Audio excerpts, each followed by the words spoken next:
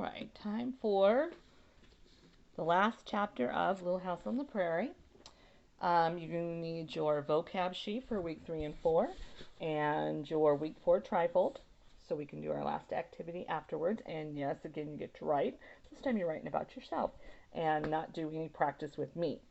The first thing I want to do is look at the vocabulary word, and it is ornery. And you'll see I have a definition already written down. Sometimes with Little House on the Prairie, the vocab words are not always placed the best and are sometimes they fall in the chapter after where they actually show, and this is the case. The word ornery is not in chapter 26, it's in chapter 25 with soldiers. And it's when Mr. Edwards talks about he's going to go down the river. He says, I'm not going to wait for the soldiers to come and push me out like an ornery yellow hound. So underneath the word ornery or on the back of it on your vocab sheet, ornery means likes to cause trouble or gets into mischief. Likes to cause trouble or gets into mischief. So write that down. If you need to pause, go ahead and do that. And that will be our last vocab word. So that'll get turned in on May 8th or May 15th. And you're going to finish the trifold on your own. And read me your answer. We'll talk about what to do on that after we read the book. And then what we're going to do next week for reading after we read the chapter. All right, so we're on chapter called Going Out, 26, page 322. And you can see the poor little farm up there, all lonely, boarded up. They would have left it behind for other travelers to stay in. Or can you imagine if you were a person that came along in the next 6 to 8 months and they opened up that land for settlement and you found that already built and a plow? Boy, you would just think that your luck was the best luck in the world and God was shining down on you. So that makes it even sadder, I think. After breakfast the next morning, Pa and Ma packed the wagon. First, all the bedding was made into 2 beds laid on top of each other across the back of the wagon and carefully covered with a pretty plaid blanket. Mary and Laura and baby Carrie would ride there in the daytime. At night, the top bed would be put in the front of the wagon for Pa and Ma to sleep in, and Mary and Laura would sleep in the bottom bed where it was. Next, Pa took the small cupboard from the wall, and in it Ma packed the food and the dishes. Pa put the cupboard under the wagon seat, and in front of it he laid a sack of corn for the horses. It will make a good rest for our feet, Caroline, he said to Ma. Ma packed all the clothing in 2 carpet bags, and Pa hung them to the wagon bows inside the wagon. Opposite them he hung his rifle in its straps, and his bullet pouch and powder horn hung beneath it. His fiddle in its box he laid on one end of the bed where it would ride softly. Ma wrapped the black iron spider, the bake oven, and the coffee pot in sacks, and put them in the wagon while Pa tied the rocking chair and the tub outside and hung the water bucket and the horse bucket underneath. And he put the tiny lantern carefully in the front corner of the wagon box where the sack of corn held it still. Now the wagon was loaded. The only thing they could not take was the plow. Well, that could not be helped. There was no room for it. When they came to wherever they were going, Pa could get more furs to trade for another plow. Now, they don't know for sure where they're heading. It winds up they go back to the big woods, where Laura experiences the things that are written in Little House in the Big Woods. If you were traveling further west, if you were going on the Oregon Trail that went across Nebraska, and Colorado and Wyoming and Idaho, all the way to Washington and Oregon and California, those people would have taken a lot more of that stuff with them because they weren't sure where they were going to homestead along the way and weren't sure if there would actually be trading posts there. So they may have attempted to take plows, which would have been really heavy and slow going, but Pa isn't obviously planning to do that. He's planning to go somewhere that's more, I think, settled, and he knows that he can trade. Laura and Mary climbed into the wagon and sat on the bed in the back. Ma put baby Carrie between them. They were all freshly washed and combed. Pa said they were clean as a hound's tooth, and Ma told them they were bright as new pins. Both of those are idioms. You might want to use those on your snow globe. And those are idioms that pioneers used to describe being super clean. Then Pa hitched Pet and Patty to the wagon. Ma climbed to her place on the seat and held the lines. And suddenly Laura wanted to see the house again. She asked Pa please to let her look out. So he loosened the rope in the back of the wagon cover, and they made a large round hole. Laura and Mary could look out of it, but still the rope held up enough canvas to keep Carrie from tumbling into the feed box. That would be bad. The snug log house looked just as it always had. It did not seem to know they were going away. Pa stood a moment in the doorway and looked all around inside. He looked at the bedstead and the fireplace and the glass windows. Then he closed the door carefully, leaving the latch string out. Someone might need shelter, he said. He climbed to his place beside Ma, gathered the reins into his hands, and chirruped Pet and Patty. Jack went under the wagon, Pet went into Bunny, who came to walk beside her, and they were off. Just before the creek road went down into the bottoms, Pa stopped the Mustangs, and they all looked back. As far as they could see, to the east and to the south and to the west, nothing was moving in all the vastness of the high prairie. Only the green grass was rippling in the wind, and white clouds drifted in the high, clear sky. "It's a great country, Caroline," Pa said, "but there will be wild Indians and wolves here for many a long day." The little log house and the little stable sat lonely in the stillness. Then Pet and Patty briskly started onward. The wagon went down from the bluffs into the wooded creek bottoms, and high in a treetop a mockingbird began to sing. "I never heard a mockingbird sing so early," said Ma, and Pa answered softly, "He is telling us goodbye." They rode down through the low hills to the creek. Now you can see when Pa talks about the creek bottoms, that's what he's talking about. The land on the side of the creeks. It's been described so many times in our book. And now you see what it looks like. The ford was low and easy crossing. On they went across the bottoms, where antlered deer stood up to watch them passing, and mother deer with their fawns bounded into the shadows of the woods. And up between the steep red earth cliffs the wagon climbed to the prairie again. Pet and Patty were eager to go. Then their hoofs had made a muffled sound in the bottoms, but now they rang on the hard prairie, and the wind sang shrill against the foremost wagon bows. Pa and Ma were still and silent on the wagon seat, and Mary and Laura were quiet too. But Laura felt all excited inside. You never know what will happen next, nor where you'll be tomorrow when you are traveling in a covered wagon. At noon, Pa stopped beside a little spring to let the Mustangs eat and drink and rest. The spring would soon be dry in the summer's heat, but there was plenty of water now. Ma took cold cornbread and meat from the fire food box, and they all ate sitting on the clean grass in the shade of the wagon. They drank from the spring, and Laura and Mary ran around in the grass, picking wildflowers, while Ma tidied the food box and Pa hitched up Pet and Patty again. Then for a long time they went on across the prairie. There was nothing to be seen but the blowing grass, the sky, and the endless wagon track. Now and then a rabbit bounded away. Sometimes a prairie hen with her brood of prairie chicks scuttled out of sight in the grass. Baby Carrie slept, and Mary and Laura were almost asleep when they heard Pa say, "Something's wrong there."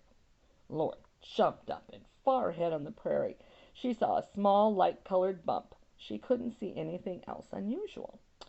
"Where?" she asked Pa. "There," Pa said, nodding toward that bump. "It isn't moving." Laura didn't say any more. She kept on looking, and she saw that bump was a covered wagon. Slowly it grew bigger. She saw that no horses were hitched to it.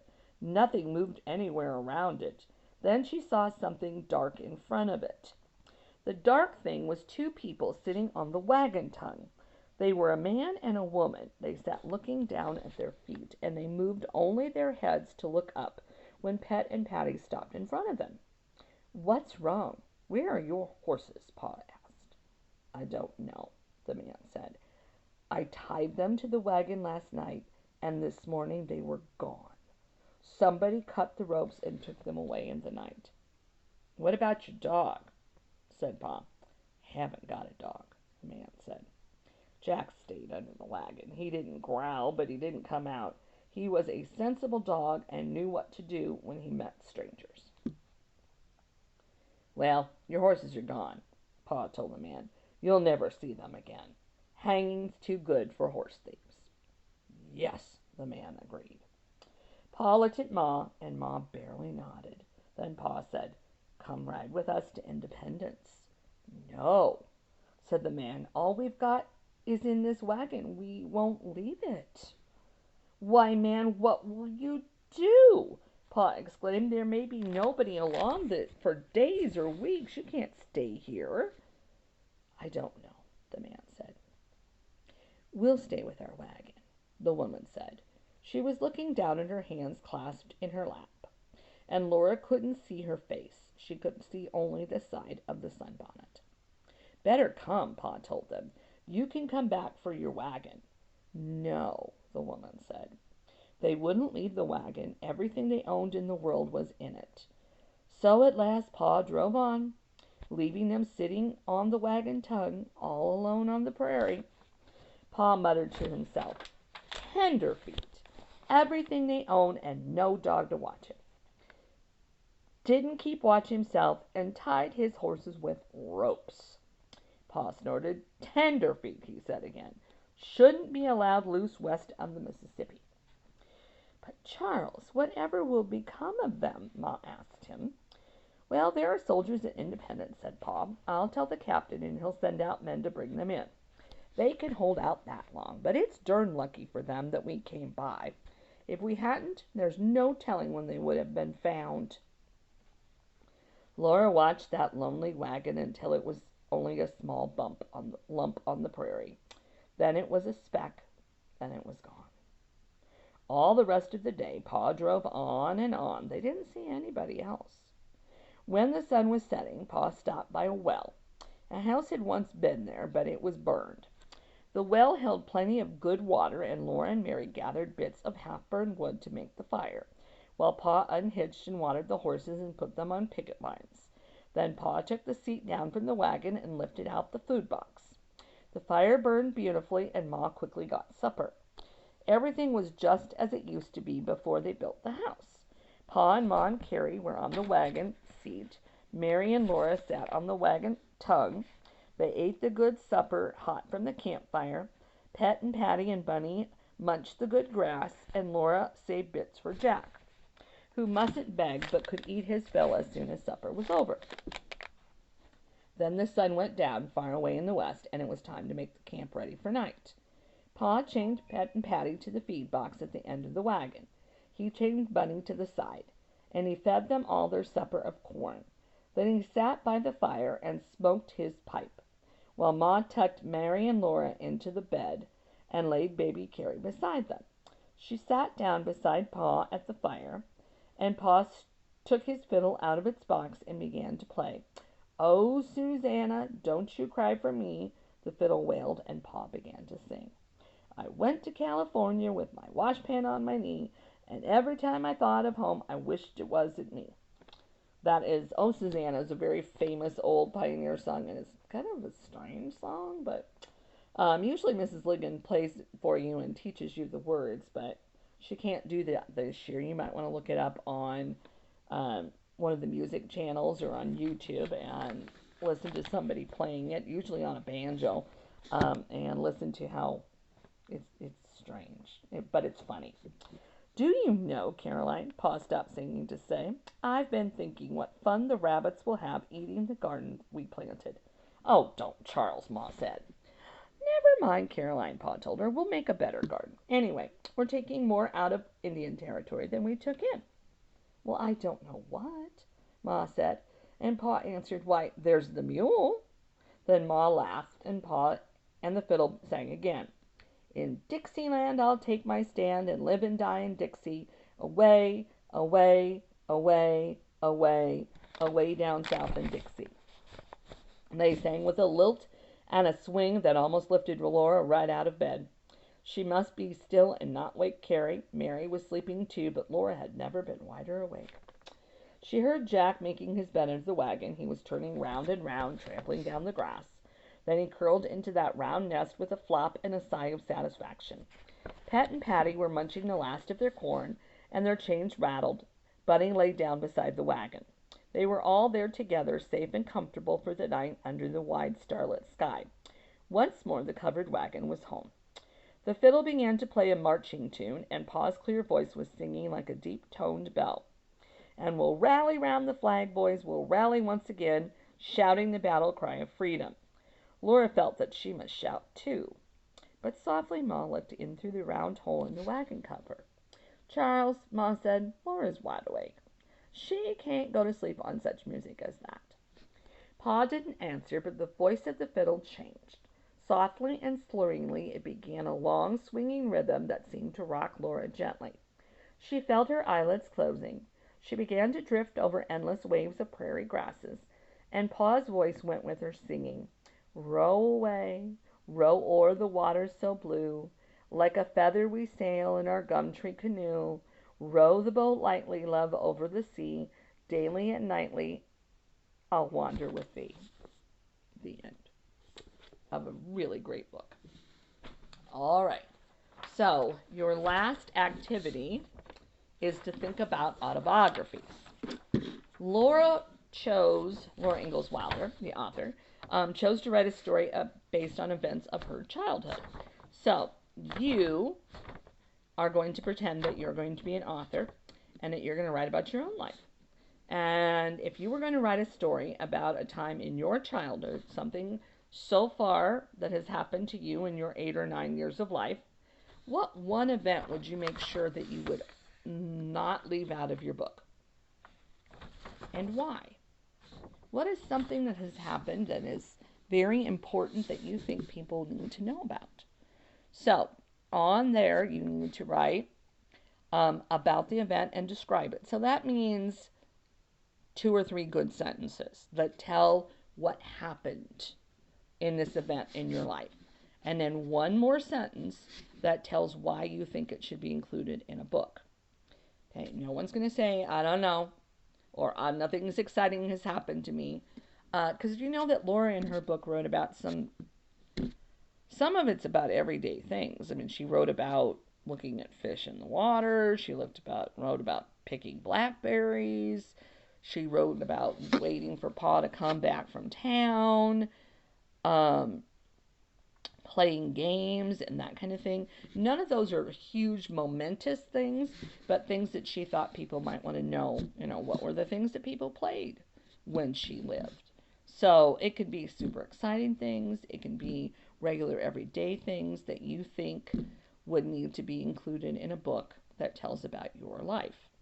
Your response will be to read your response to me. So remember, 2 or 3 sentences that tell about something that has happened to you that you would include in a book about yourself, and then 1 sentence telling why you would put it in the book. All right. Look for 1 more activity that goes along with Little House on the Prairie, and that will be coming next week. All right.